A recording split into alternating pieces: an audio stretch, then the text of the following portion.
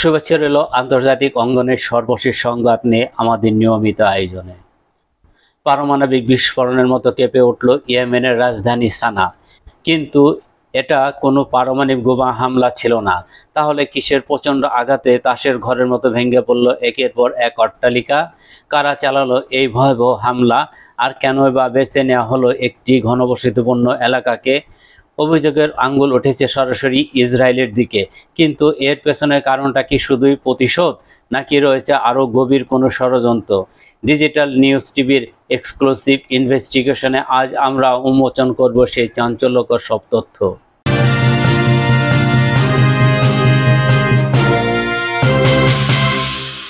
আপনাকে স্বাগতম digital news টিভির বিশেষ পর্বে।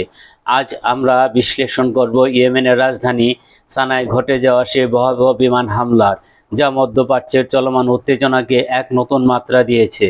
রবিবারের সেই অভিশপ্ত দুপুর, সানার সাধারণ মানুষ যখন তাদের দৈনন্দিন কাজে ব্যস্ত, ঠিক তখনই আকাশ থেকে নেমে আসা আগুনের গোলা মুহূর্তের মধ্যে ভয়াবহ বিস্ফোরণে কেঁপে ওঠে গোটা এলাকা।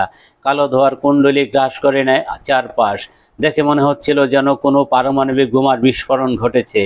এই হামলা চালানো হয় সানার একটি অত্যন্ত ঘনবসতিপূর্ণ এলাকায়, যেখানে সাধারণ মানুষের বাস।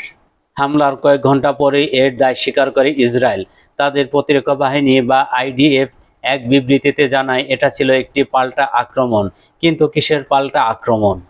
আইডিএফ এর পক্ষ থেকে বলা হয়েছে, ইয়েমেনের হুতি বিদ্রোহীরা শুক্রবার ইসরায়েলের অভিমুখে একটি হাইপারসনিক ক্ষেপণাস্ত্র ও দুটি ড্রোন হামলা চালায়। সেই হামলার জবাবে ইসরায়েল এই অভিযান পরিচালনা করছে। তাদের দাবি, সানায় অবস্থিত ইয়েমেনের রাষ্ট্রপতির বাসভবনের নিকটবর্তী একটি মিলিটারি কমপ্লেক্স, দুটি বিদ্যুৎ কেন্দ্র এবং জ্বালানি মজুত রাখার স্থাপনাকে লক্ষ্য করে এই হামলা চালানো হয়েছে।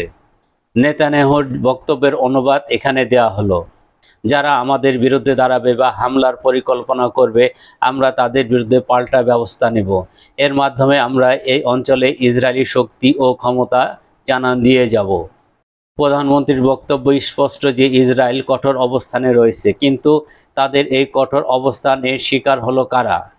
হুতি সমর্থিত গণমাধ্যম আল মাসিরা জানিয়েছে, এই হামলায় অন্তত 100 জন সাধারণ ইয়েমেনি নাগরিক হতাহত হয়েছে। যদিও ইসরায়েলের দাবি তাদের লক্ষ্যবস্তু ছিল সামরিক স্থাপনা, কিন্তু ভিডিও ফুটেজ এবং প্রত্যক্ষদর্শীদের বর্ণনায় উঠে আসছে ভিন্ন চিত্র। ধ্বংসস্তূপের নিচে চাপা পড়েছে বহু সাধারণ মানুষের স্বপ্ন। এখন প্রশ্ন হলো, কারা এই হুতি বিদ্রোহী এবং কেন তারা ইসরায়েলের উপর হামলা চালাতে গেল?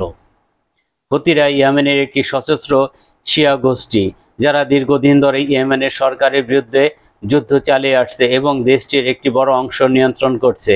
তারা ইরানের সমর্থন পুষ্ট বলে পরিচিত।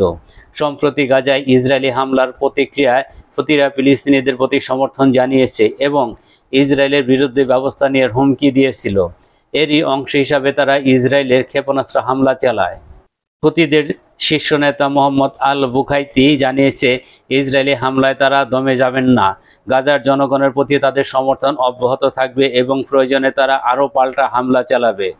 অর্থাৎ পরিস্থিতি অত্যন্ত জটিল। একদিকে গাজা নিয়ে চলমান সংঘাত, অন্যদিকে ইয়েমেনের হুতিদের এই নতুন ফ্রন্টলাইন খোলা।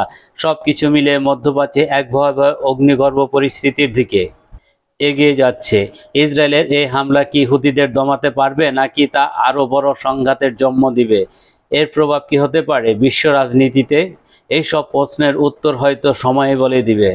ক্ষমতার এই লড়াইয়ে বরাবরই বলে হয় সাধারণ মানুষ। সানার আকাশে ওঠা কালো ধোঁয়া হয়তো এক সময় মিলিয়ে যাবে, কিন্তু স্বজনহারাদের কান্না আর আতঙ্ক রয়ে যাবে বহুদিন। ডিজিটাল নিউজ টিভির পক্ষ থেকে আমরা এই ঘটনার উপর কড়া নজর রাখছি। পরবর্তী যে কোনো আপডেট সবার আগে জানতে আমাদের সাথেই থাকুন। ধন্যবাদ।